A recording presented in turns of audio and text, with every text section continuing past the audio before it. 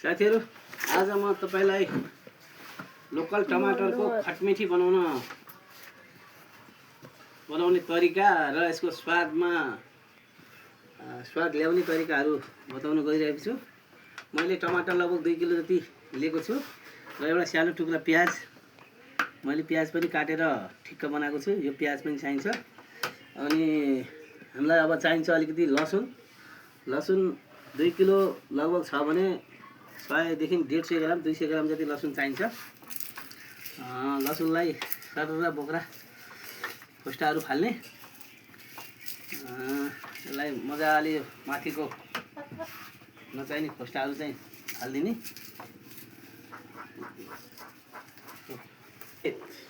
लसुन यसरी यो हल्का बाहिरको खोस्टा मात्रै फालेर लिएको छु। यसलाई सकेसम्म त क्लिन बनाएकै राम्रो। यसको जति नचाहिने चीजहरु सबै हालेर म लसुन गर्दै छु। यसरी नै सफा गरेर राख्ने एउटा दिने। अब हरियो खुर्सानी छ भने 100 ग्राम जति हरियो खुर्सानी पनि हुन्छ। हरियो खुर्सानी छैन भने सुकेको खुर्सानी आफुलाई स्वाद अनुसारको लिनु होला हैन।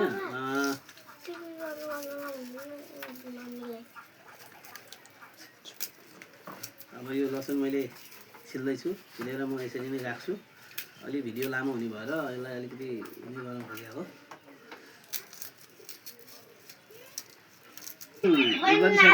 राइसके। अब मैले खुर्सानीको यो जुन पछाडीको डन्डी जति फालेर खुर्सानी लगभग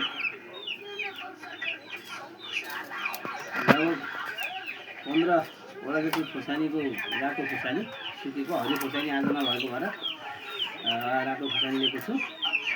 रातो खुर्सानीलाई पनि धेरै बनाए। यहाँ एउटा कराई लिए। कराई मैले ग्यासमा बसालिदिएँ। कराई तातिन्जेलसम्म तात्दैछ। त्यसैसम्म मैले अलिकति सोप पनि लिएँ आफ्नो स्वादको लागि, बास्नाको लागि। मैले अलिकति सोप पनि लिएँ। यहाँ सोप छ, यो सोप मिठा सोप जुन हामीले जेनरली खाने गरेको सोप हाम्रो किचनमा पाइने चिज हो। यो बाहिर धेरै महँगो पनि पर्दैन, बारीमा लगाउँदा पनि हुन्छ। अनि अलिकति मेथी दाना आफूलाई स्वाद अनुसार ठिक्क 1 चिम्टी 2 चिम्टी जति मेथी दाना पनि लिए। अब यता कराई तात्दैछ। कराई तातेपछि त्यहाँ अरू कुरा म बताउँछु। अब मेरो कराई पनि तात्यो। मैले तोरीको प्योर तोरीको तेल लिए। अलिकति आफूलाई चाहिने अनुसारको तेल लिनु होला। तेल लिए। तेल पनि खरिसकेको छ। कराई खरिएपछि तेल पनि खरिन्छ। अब मैले यसमा तपाईँको अलिकति यो अघि लिएको मेथी हाले तेलमा।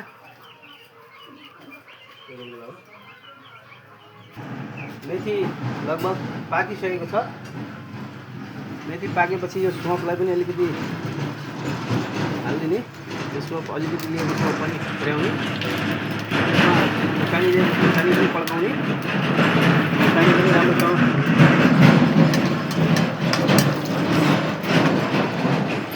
रातो हुने गरे खुर्सानी पनि पकाउने। रातो भएपछि खुर्सानी अलि रातो भएपछि अघि लिएको हामीले जुन लसुन थियो, लसुनलाई पनि यसैमा मिक्स गर्ने र यसलाई पनि रातो हुँदैसम्म भुट्ने।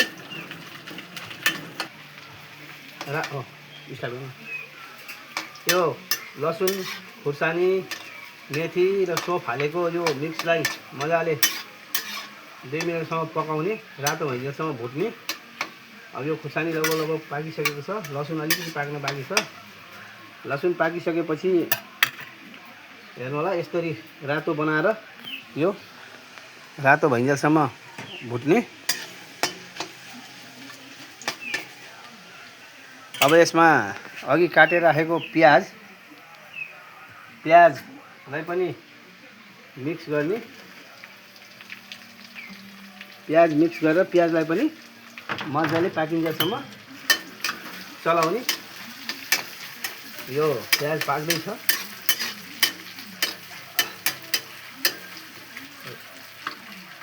अलिकति बेसार टर्मरिक पाउडर भन्छ नि, बेसार हाले।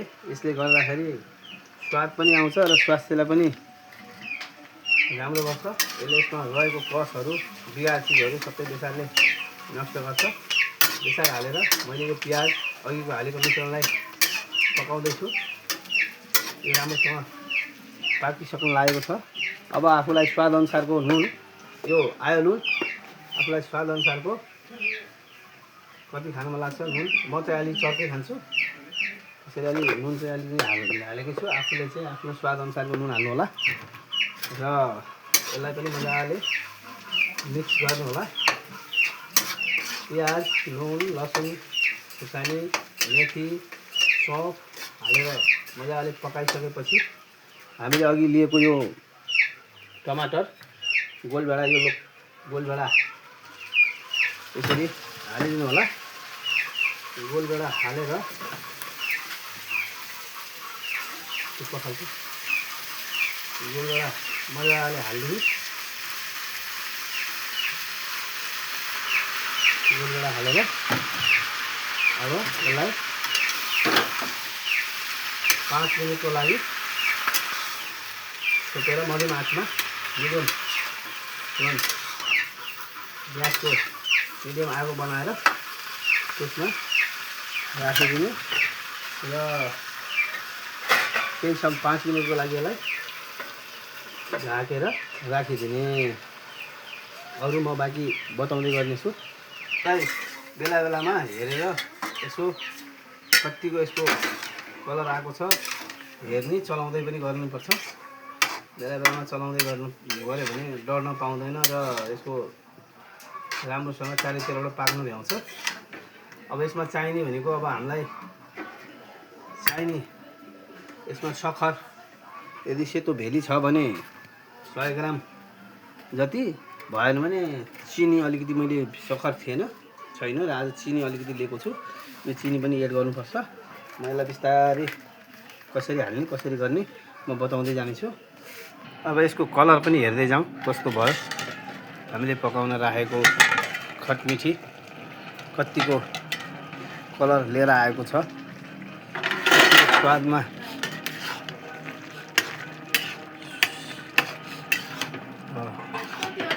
पाक्दैछ। मजाले राम्रोसँग पकाउनु पर्ने हुन्छ। यो टमाटरहरू सबै गल्यो भने बल्ल हुन्छ।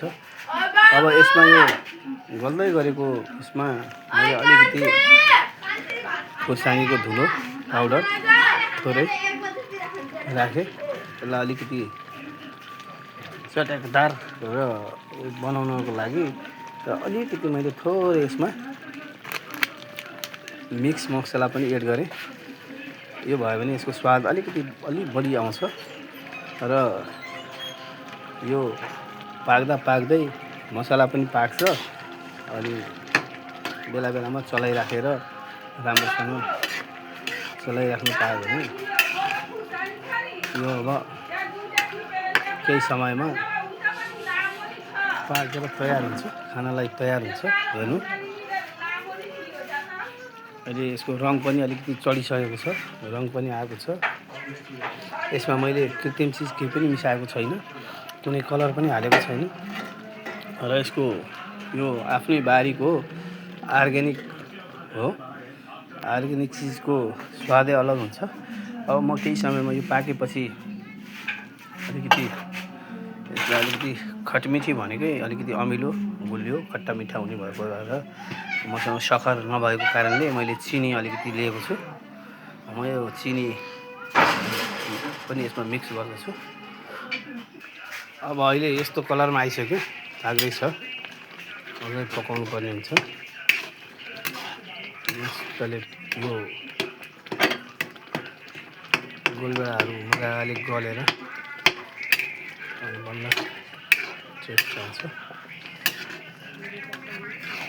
यो हेर्नु साथीहरू देख्दाखेरि पनि नखाए पनि खान्छौँ जस्तो भइसकेको छ। अझ 10 मिनटसम्म अझै पकाउनु पर्ने हुन्छ। अब मैले यसमा अघि भनेको थिएँ सक्खर छैन, सक्खरको बदलामा मैले चिनी लिएको छु। यो चिनी मैले एड गर्दैछु। यो चिनी एड गर्दैछु अनि बल्ल खटमिठीको असली स्वाद आउँछ। अब यसलाई मजाले तपाईँले चलाउनु पर्ने हुन्छ। चिनी पनि मस्त मजाले मिक्स गरिसकेपछि अनि यो अब खानको लागि तयारी भइसक्यो। यसलाई अब आफूले चाहेअनुसारले मोमोमा पनिर के अरे मोमोमा अनि समोसामा खानासँग जेमा पनि खाँदाखेरि यो खटमिठी पाकेर तयार भइसक्यो। अब यो हामीले आफूले खाने जति अहिले तत्काल खाने जति खाए पनि भयो, पछिको लागि भने कुनै राम्रो सिसाको भाँडोमा या काठको भाँडोमा स्टोर गरेर राख्न पनि सकिन्छ। पछि केही समयपछि 10 दिन 15 दिन पछि पनि खान सकिन्छ। ल है साथीहरू, आजको लागि यो भिडियो यति नै। हस्त, धन्यवाद, बाई बाई।